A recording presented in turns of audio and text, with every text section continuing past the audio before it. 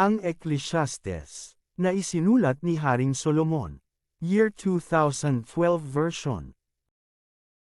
Unang yugto. Ito ang mga katuroan ng mangangaral, ang anak ni David na hari ng Israel.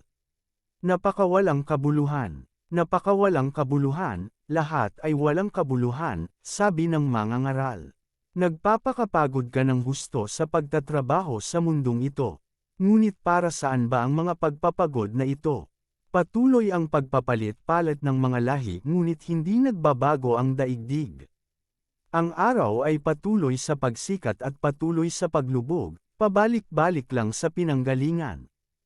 Ang hangin ay umiihip patungong timog, papuntang hilaga, buong araw na paikot-ikot.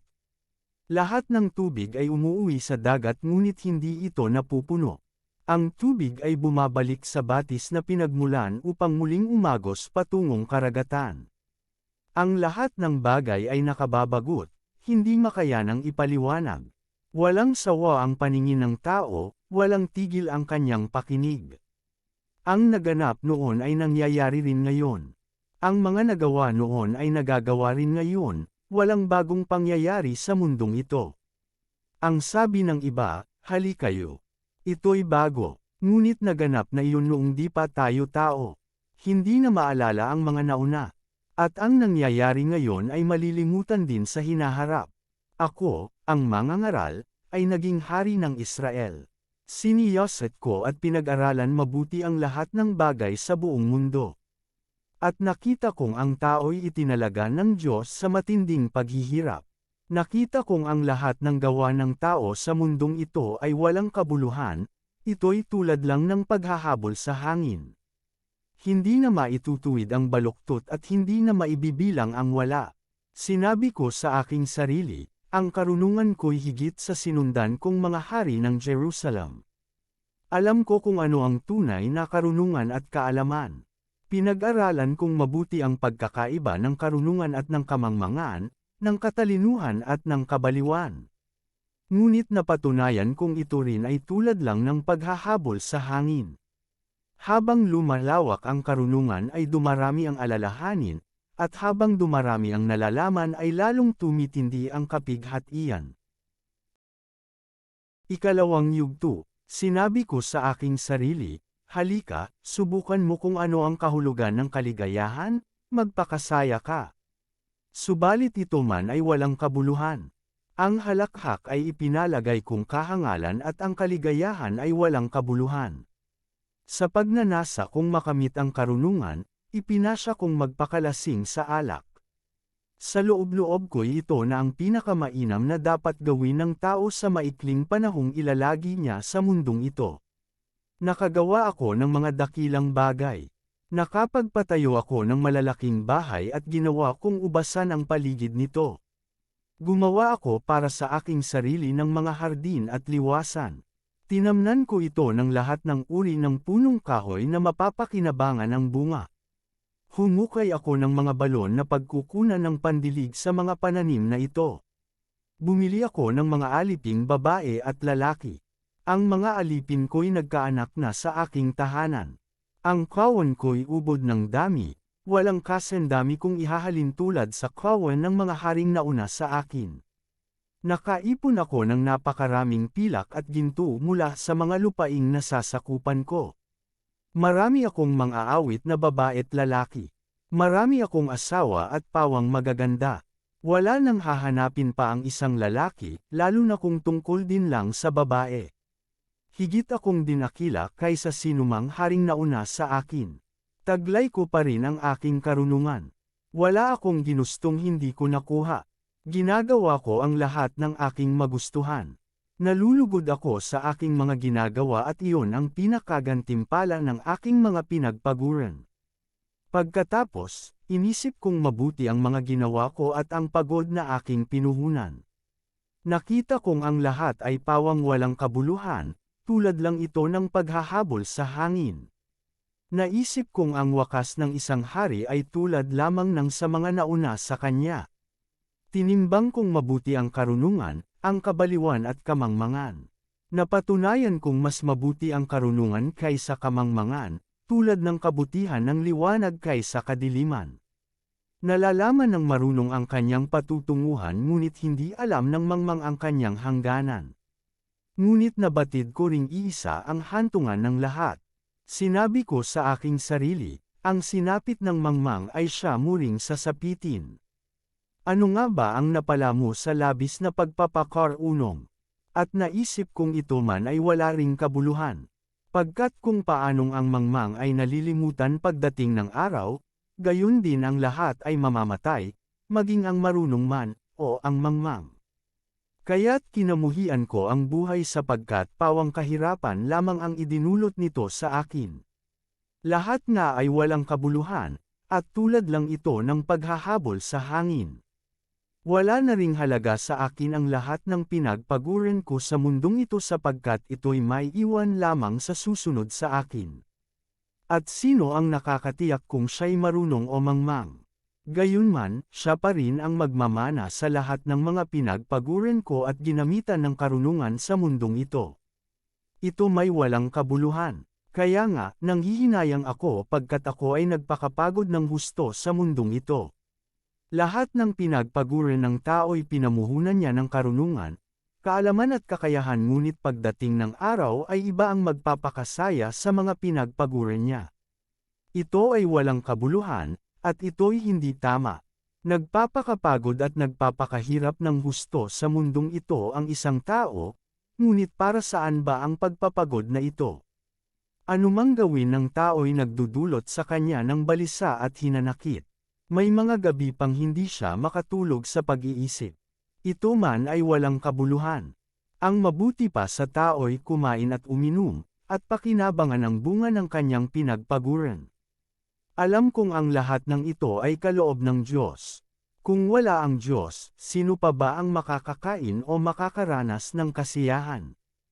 Ang karunungan, kaalaman, at kaligayahan ay ipinagkakalob ng Diyos sa lahat ng kinalulugdan niya.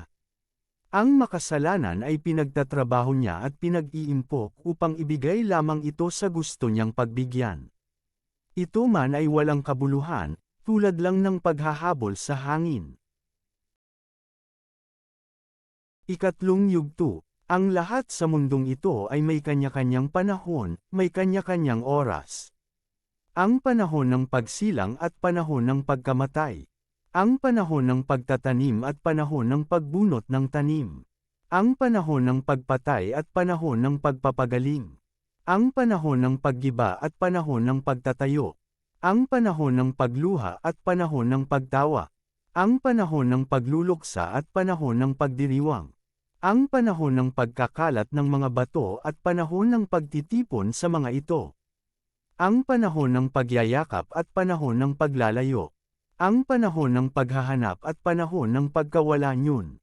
Ang panahon ng pag-iingat sa isang bagay at panahon ng pagtatapon. Ang panahon ng pagpunit at panahon ng pagtahi. Ang panahon ng pagtahimik at panahon ng pagsasalita. Ang panahon ng pagmamahal at panahon ng pagkapuot. Ang panahon ng digmaan at panahon ng kapayapaan. Ano ang mapapala ng tao sa kanyang pinagpaguran? Alam ko na ang itinakda ng Diyos sa tao. Iniangkop niya ang lahat ng bagay sa tamang kapanahunan. Ang tao'y binigyan niya ng pagnanasang alamin ang bukas ngunit hindi binigyan ng pagkaunawa sa ginawa ng Diyos mula sa pasimula hanggang sa wakas. Alam kong walang pinakamabuti sa tao kundi magpakaligaya at gawin ang pinakamabuti habang siya'y nabubuhay.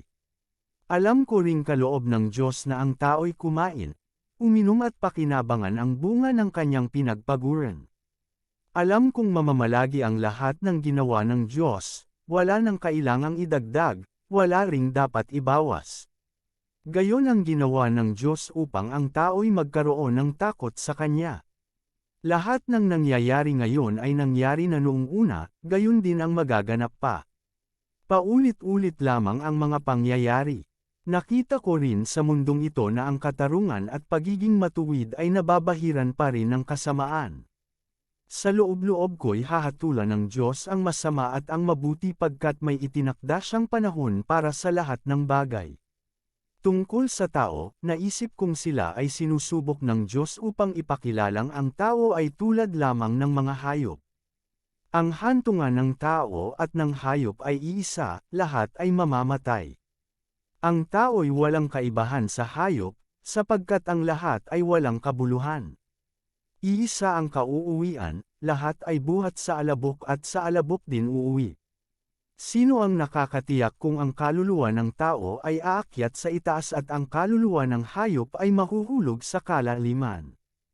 Kaya naisip kong walang pinakamabuti sa tao kundi pakinabangan ang kanyang pinagpaguran, ito ang ating bahagi. At sino ang makakapagsabi sa kanya kung ano ang mangyayari pagkamatay niya? Ika-4 na yugto. Iginala ko ang aking paningin sa buong daigdig, at nakita ko ang kawalan ng katarungan. Ang mga inaapi ay lumuluha ngunit walang tumulong sa kanila sapagkat makapangyarihan ang sumisiil sa kanila. Dahil dito, naisip kong mas mapalad ang mga patay kaysa sa mga buhay. Ngunit higit na mapalad ang mga hindi na isinilang sapagkat hindi na nila nakita ang kasamaan sa mundong ito. Nakita ko ring ang tao'y nagpapakapagod upang mahigitan ang kanyang kapwa. Ngunit ito man ay walang kabuluhan, tulad lang ng paghahabol sa hangin. Sinasabi nilang mangmang lamang ang maghahalukip-kip ng kamay at magpapakamatay sa gutom. Ngunit mas mabuti pa ang isang dakot na may katahimikan, kaysa 2 dakot ng pagpapakapagod, at paghahabol sa hangin. Mayroon pang ibang mga bagay sa mundong ito na nakita kong walang kabuluhan, ang isang taong nag-iisa sa buhay, walang kaibigan ni kamag-anak ngunit walang tigil sa pagtatrabaho. Wala siyang kasiyahan, ni hindi niya itinatanong sa sarili kung kanino mauuwi ang kanyang pinagpaguran. Ito man ay walang kabuluhan, isang miserableng pamumuhay. Ang dalawa ay mabuti kaysa isa, mas marami ang bunga ng anumang gagawin nila. Kapag nabuwal ang isa, may tatayo siya ng kanyang kasama.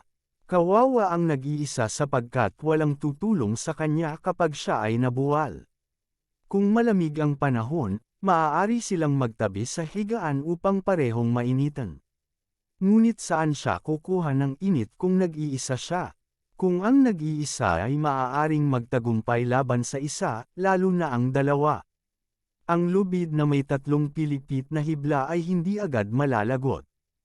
Ang isang batang mahirap ngunit matalino ay mabuting di hamak kaysa sa isang matandang haring mangmang na ayaw nang tumanggap ng payo. Ang batang iyon ay maaaring maging hari mula sa bilangguan o kahit siya'y ipinanganak na mahirap. Nakita ko rin na ang lahat ng tao sa mundong ito'y sumusunod sa isang kabataang papalit sa hari. Walang tigil ang pagdami ng taong nasasakupan ng isang hari ngunit pagkamatay niya, isa man ay walang pupuri sa lahat ng kanyang nagawa. Ito man ay walang kabuluhan, tulad lang ng paghahabol sa hangin. Ika-5 yugto, mag-ingat ka sa pagpasok sa bahay ng Diyos. Ang pagsunod ay mabuti kaysa handog ng isang mangmang sapagkat hindi alam ng mangmang kung ano ang mabutit masama. Huwag kang pabigla-bigla sa pananalangin. Isipin mo munang mabuti ang ipapangako mo sa kanya sapagkat nasa langit siya at ikaw ay nasa lupa. Mag-ingat ka sa pagsasalita. Ang panaginip ay bunga ng maraming alalahanin. Habang dumarami ang iyong sinasabi, lalong nanganganib na makapagsabi ka ng kamangmangan. Kung mangangako ka sa Diyos, tuparin ito agad, hindi siya nalulugod sa taong mangmang. Kaya tuparin mo ang iyong pangako sa Kanya. Mabuti pang huwag ka ng mangako kaysa mangangako at hindi mo tutuparin. Huwag mong pabayaang magkasala ka dahil sa iyong pananalita. Mangangako ka at pagkatapos ay babawiin mo. Sa ganyan galit na galit ang Diyos. Kung magkagayon, hindi Kanya pagpapalain sa anumang iyong ginagawa. Kaya, gaano man kadalas ang iyong panaginip, gaano man karami ang walang kabuluhan mong salita at gawa, magkaroon ka ng takot sa Diyos. Huwag kang magtataka kung makita mong ang mahihirap ay inaapi ng mga nasa kapangyarihan. Alalahanin mong ganoon din ang ginagawa ng nakatataas sa kanila at bawat pinuno ay may nakasasakop ding mas mataas na pinuno. Sa isang lupaing puno ng kasaganaan, ang hari ang may pinakamainam na kalagayan. Ang gahaman sa salapi ay walang kasiyahan at ang sakim sa kayamanan ay hindi masisiyahan sa kaunting pakinabang. Ngunit ito man ay walang kabuluhan. Habang lumalaki ang kayamanan, dumarami ang pangangailangan at ang tanging kasiyahan ng may-ari ay ang isiping siya ay mayaman.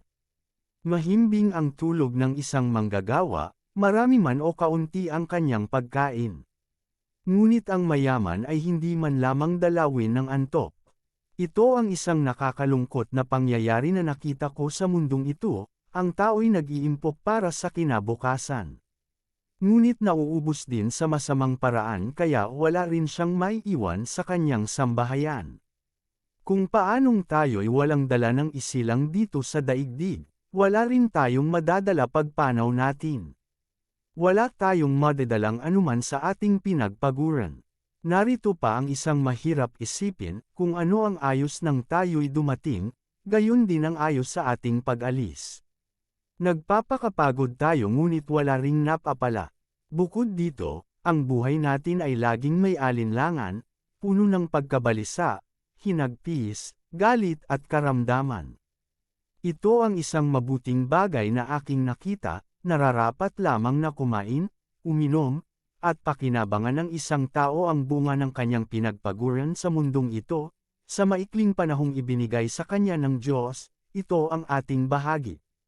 Ganoon din ang dapat gawin ng lahat ng niloob ng Diyos na yumaman, tanggapin ang kanilang bahagi at pakinabangan ang bunga ng kanyang pinagpaguran sapagkat ito ay kaloob ng Diyos. Sa gayon, hindi siya malulungkot kahit na maikli ang buhay niya sa daigdig, sapagkat puno naman ito ng kasiyahan. Ika-6 na yugto. Narito ang isang kawalan ng katarungan na nagaganap sa mundo, isang tao na binigyan ng Diyos ng malaking kayamanan, maraming ari-arian, at karangalan. Sa kasawiang palad, hindi nilob ng Diyos na tamasahin niya ang kasiyahang dulot ng mga bagay na ito, bagkus ay iba ang nakinabang. Ito man ay walang kabuluhan at nagdudulot lamang ng sama ng loob. Mabuti pang di hamak ang sanggol na ipinanganak na patay kaysa isang taong nagkaanak ng 100 at nabuhay ng matagal ngunit hindi naranasan ang maging masaya at hindi pinarangalan ng siya ay ilibing. Wala ring kabuluhang matatamo ang isang sanggol kahit siya ipanganak sapagkat mamamatay din siya at malilimutan. Hindi nito nakita ang araw ni natikman ang mabuhay, ngunit mayroon naman siyang ganap na kapayapaan. Kaya mabuti pa siya nang hindi hamak kaysa isang taong nabuhay ng 2,000 taon ngunit di nakaranas ng kasiyahan. Hindi ba't iisa lang ang uuwian ng lahat? Nagpapakapagod ang tao para sa kanyang tiyan ngunit kailanmay di siya nagkaroon ng kasiyahan. Ano ang kahigitan ng matalino sa mangmang? Ano ang mapapala ng isang mahirap kahit malaman niya ang paikot-sikot ng buhay? Mabuti pa ay masyahan sa anumang kalagayan kaysa mangarap ng di naman makakamtan. Ito man ay walang kabuluhan, tulad ng paghahabol sa hangin. Lahat ng nangyayari sa daigdig ay alam na noong una pa, at ang tao'y di makapananaig laban sa kapangyarihang higit sa kanya. Habang humahaba ang pagtatalo, lalo lang nawawala ng kabuluhan, kaya paano masasabing nakahihigit ang isang tao sa kapwa? Sino ang nakaalam kung ano ang mabuti sa taong nabubuhay sa maikling panahon at pagkatapos ay mawawalang tulad ng anino? Sino ang makakapagsabi kung ano ang mangyayari pagkamatay niya? Ika-7 yugto. Ang mabuting pangalan ay mas mahalaga kaysa mamahaling pabango. At ang araw ng kamatayan ay higit na mabuti kaysa araw ng kapanganakan. Mas mabuting pumunta sa bahay ng namatayan, kaysa bahay na may handaan. Pagkat dapat alalahanin ng buhay na siya man ay nakatakda ring mamatay. Ang kalungkutan ay mas mabuti kaysa katuwaan. Pagkat maaaring malungkot ang mukha ngunit masaya ang kalooban. Mangmang ang isang taong nag-iisip ng kasayahan. Ngunit matalino ang isang taong naghahanda para sa kanyang kamatayan. Mas mabuting makarinig ng saway ng matalino, kaysa isang mangmang ang pupuri sa iyo. Ang halakhak ng mangmang ay tulad ng siklab ng apoy. Walang kabuluhan. Ang matalinong nandadaya ay para na ring mangmang. Ang suhol ay sumisira sa dangal ng tao. Ang wakas ng isang bagay ay mas mainam kaysa pasimula. Ang pagtitiyaga ay mabuti kaysa kapalaluan. Pag-aralan mong magpigil sa sarili. Mangmang lamang ang nagtatanim ng galit. Huwag mong itatanong kung bakit mabuti noong araw kaysa ngayon. Pagkat iyan ay tanong na walang katuturan. Ang taong nagtataglay ng karunungan ay higit na mainam kaysa minamanang kayamanan. Ang tulong na magagawa ng karunungan sa tao ay tulad ng magagawa ng salapi. Ang tao ay maililigtas ng kanyang karunungan, at ito ang kabutihan ng kaalaman. Pag-isipan mong mabuti ang ginawa ng Diyos. Sino ang makapagtutuwid sa binaluktot niya? Magalak ka kung mainam ang takbo ng lahat ng bagay. Sa panahon ng kahirapan ay isipin mong parehong ipinadadala ng Diyos ang kaligayahan at kahirapan. Sino ang nakakaalam kung ano ang mangyayari bukas? Sa loob ng maikling panahon ng aking pamumuhay, nakita ko ang lahat ng bagay. Nakita kong ang tao'y namamatay kahit siya ay mabuti, at may masamang nabubuhay ng matagal. Huwag kayong magpapakabuti o magpapakatalino ng labis. Bakit mo pahihirapan ang iyong sarili? Ngunit huwag ka rin namang magpapakasama, ni magpapakamangmang at baka mamatay ka nang wala sa panahon. Huwag kang magpapakalabis ng kabutihan o kasamaan. Sa anumang kalagayan mo, magtatagumpay ka kung may takot ka sa Diyos. Higit ang magagawa ng karunungan ng isang tao, kaysa magagawa ng 10 hari sa isang lungsod. Walang taong nabuhay sa daigdig na gumagawa ng mabuti at hindi nagkakasala. Huwag mong pakinggan ang lahat ng sasabihin sa iyo ng tao, at baka kalaunan ay mismong alila mo ang humamak sa iyo, sapagkat alam mo sa iyong sarili kung gaano nakarami ang iyong hinamak. Sa lahat ng bagay ay sinubok ko ang karunungan sa pag-aakalang ako'y matalino, ngunit napatunayan kong hindi pala. Hindi natin matatarok ang kahulugan ng buhay.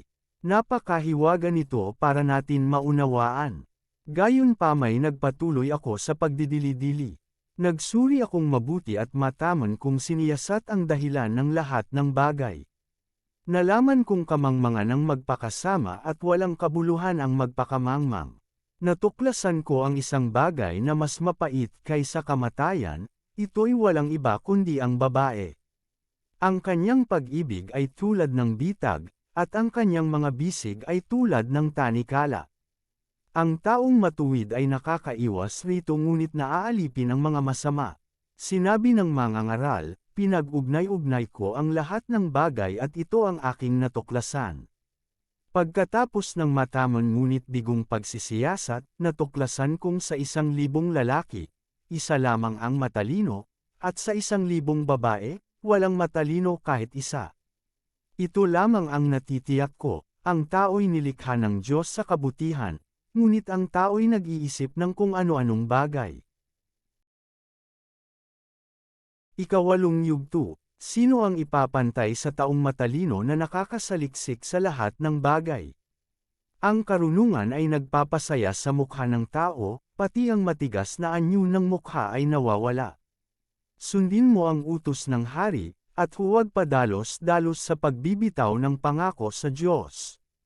Lumayo ka sa harap ng hari at huwag mong ipagpipilitan ang anumang labag sa kalooban niya, sapagkat maaari niyang gawin ang lahat ng magustuhan niya. Ang utos ng hari ay di mababali at walang makakatutol sa anumang gawin niya. Ang masunurin ay di mapapahamak at alam ng matalino kung ano ang dapat gawin, kung kailan, at kung paano dapat isagawa. May kanya-kanyang panahon at paraan para sa lahat ng bagay, ngunit di natin ito lubusang nalalaman. Walang makakapagsabi kung ano ang maaaring mangyari at kung paano ito magaganap. Kung paanong di mapipigil ng tao ang hangin, gayon din hindi niya mapipigil ang pagdating ng kamatayan. Sa panahon ng digmaan, walang mapagtataguan, hindi tayo makakatakas. Lahat ng ito'y nakita ko habang pinagmamasdan ang mga pangyayari sa buong mundo. Ang iba'y may kapangyarihan, at ang iba naman ay api-apihan. May nakita akong masasamang tao nang inilibing ngunit pag-uwi ng mga nakipaglibing, ang masamang yaon ay pinupuri sa lugar na ginawa niya ng kasamaan. Ito man ay walang kabuluhan. Ang hatol sa kasamaan ay di agad iginagawad kaya naman ang tao'y nawiwili sa paggawa ng masama. Kung sabagay, daan-daan man ang kasamaang gawin ng masama ay wala ring mawawala sa taong nabubuhay ng matuwid, pagkat siya'y may takot sa Diyos. Ngunit ang kasamaan ng masama ay di makakabuti sa kanya, mamumuhay silang parang anino at maaga silang mamamatay, sapagkat hindi sila natatakot sa Diyos. Narito pa ang isang bagay sa ibabaw ng lupa na walang kabuluhan, ang kaparusahang para sana sa masama ay sa mabuti nangyayari, at ang dapat namang mangyari sa mabuti ay sa masama nangyayari. Sa palagay ko, ito man ay walang kabuluhan. Kaya para sa akin, ang tao'y dapat magpakasaya sa buhay. Walang pinakamabuti kundi kumain, uminom at magsaya. Ito ay magagawa niya habang siya'y nabubuhay at nagpapakapagod sa mundong ito. Habang iniisip ko ang mga pangyayari sa daigdig, lalo akong naniniwalang kahit mag-isip ng mag-isip ang tao araw-gabi, hindi niya mauunawaan ang mga gawa ng Diyos. Kahit ano pa ang kanyang pagpaguran sa mundong ito, hindi niya ito mauunawaan. Maaaring ipalagay ng matalino na alam niya ang bagay na ito, ngunit ang totoo'y wala siyang nalalaman. Ika-9 na yugto. Ang lahat ng ito'y pinag-aralan kong mabuti at nalaman kong lahat ng kilos ng matuwid at ng matalino, ay nasa ilalim ng kapangyarihan ng Diyos, maging pag-ibig o pagkapuot. Walang makakatiyak kung ano ang mangyayari sa araw ng bukas. Iisa ang kasasapitan ng lahat, ang nangyayari sa matuwid ay nangyayari rin sa di matuwid. Ganoon din sa mabuti at sa masama, sa malinis at sa marumi ayon sa kautusan, sa naghahandog at sa hindi naghahandog. Ang nangyayari nga sa mabuti ay siya ring nangyayari sa masama. Walang pagkakaiba ang nangyayari sa marunong tumupad sa pangako at sa sumisira sa pangako. Ito nga ang isang masamang bagay na nangyayari sa buong mundo, iisa ang kinasasapitan ng lahat. Habang ang tao'y nabubuhay, panay kasamaan ang kanyang iniisip, at ang hantungan ay kamatayan. Ngunit habang nabubuhay ang tao ay di siya dapat mawalan ng pag-asa. Ang asong buhay ay mas mainam kaysa patay na leon. Alam ng buhay na siya'y mamamatay ngunit ang patay ay walang anumang nalalaman. Wala na silang pag-asa, at nakakalimutan ng lubusan. Nawawala pati kanilang pag-ibig, pagkapuot, at pagkainggit, anupat wala silang namamalayan sa anumang nangyayari sa mundo. Sige, magpakasaya ka sa pagkain at pag-inom, sapagkat iyon ay itinakda ng Diyos para sa iyo. Naway lumigaya ka sa bawat oras. Magpakaligaya ka sa piling ng babaeng iyong minamahal, habang ikaw ay nabubuhay sa mundong ito sapagkat iyon ang iyong bahagi at bunga ng iyong pinagpaguran sa maikling buhay na ito. Anuman ang ginagawa mo ipagbuhusan mo ng iyong buong makakaya, sapagkat sa daigdig ng mga patay na kasasadlakan mo ay wala kang gagawin, ni pag-iisipan man, ni pagbubuhusan ng kaalaman o karunungan. Ito pa ang isang bagay na napansin ko sa mundong ito. Ang mabilis ay di siyang laging nananalo sa takbuhan, ni ang malakas ay laging nagwawagi sa digmaan. Ang matatalino'y di laging nakakasumpong ng kanyang mga kailangan, at di lahat ng marunong ay yumayaman. Napapansin ko rin na di lahat ng may kakayahan ay nagtatagumpay, lahat ay dinaratnan ng malas. Hindi alam ng tao kung kailan ang kanyang takdang oras. Siya'y tulad ng isdang nasusukluban ng lambat, at ibong nahuhuli sa bitag. Ang tao'y parang nahuhulog sa patibong sa biglang pagdating ng masamang pagkakataon. Narito pa ang isang halimbawa kung papaanong ang karunungan ay inuunawa sa mundong ito. Mayroong isang maliit na bayan na kakaunti ang mamamayan. Kinubkob ito ng isang hari. Nagpahanda siya ng lahat ng kailangan sa pagsalakay. Nagkataon na sa bayang yaon ay may isang mahirap ngunit matalinong tao, na nakapag-isip ng paraan upang mailigtas ang nasabing bayan. Subalit pagkatapos, wala nang nakaalala sa kanya. Ang sinasabi ko, makapangyarihan ang karunungan kaysa lakas. Ngunit ang karunungan ng taong mahirap, ay hindi pinahahalagahan at ang mga salita nito ay hindi pinapansin.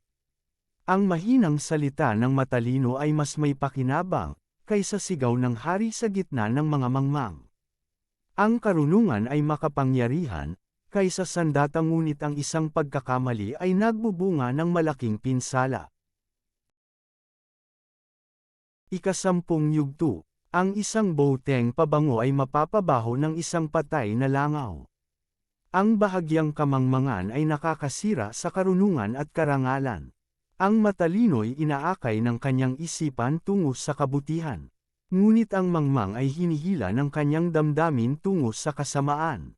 Maging sa paglalakad ng mangmang ay nahahalata ang kanyang kahangalan. Nakikilala ng lahat na siya ay mangmang.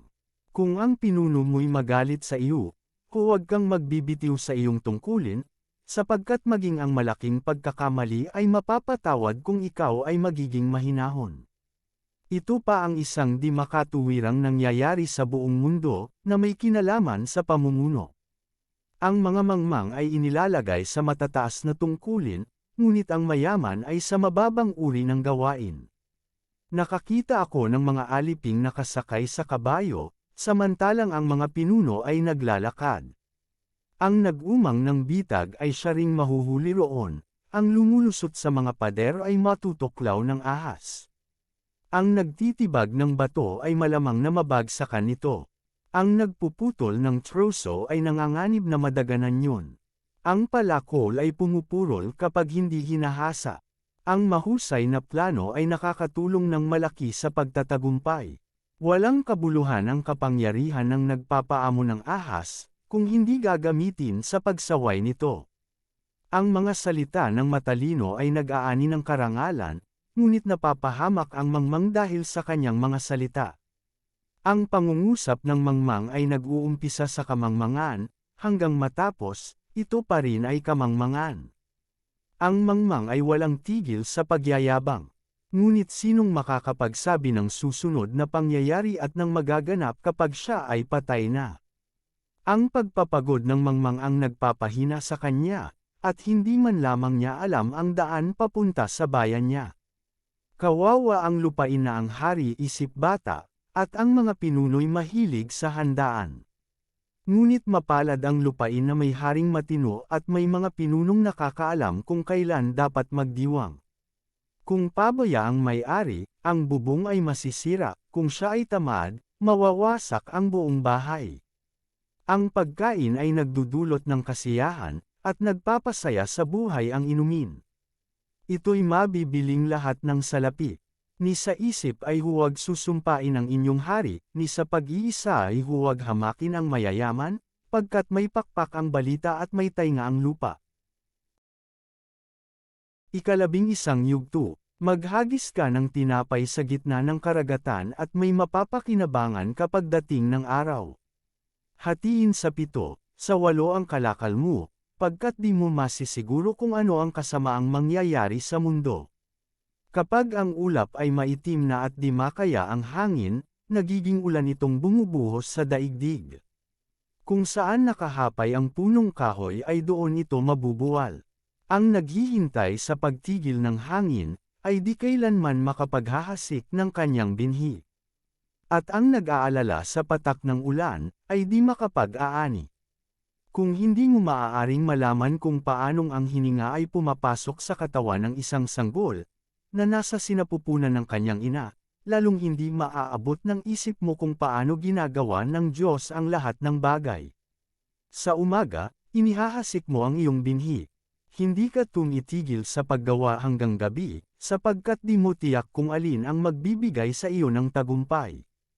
O kaya'y umaasa kang lahat ay iyong mapapakinabangan. Masarap ang nasa liwanag at kay gandang pagmasdan ng araw. Kung ang tao'y mabubuhay ng matagal, dapat niyang ikagalak iyon. Ngunit alalahanin niyang ang darating na panahon ng kadiliman ay mas mahaba. Lahat ng mangyayari ay walang kabuluhan. Magalak ka binata sa panahon ng iyong kabataan. Gawin mo ang gusto mo at lahat ng kaakit-akit sa paningin mo. Ngunit tandaan mong ang lahat ng ito'y iyong ipagsusulit sa Diyos. Iwaksi mo ang alalahanin at mga kabalisahan. Ang kabataan at kasibulan ay pawang walang kabuluhan.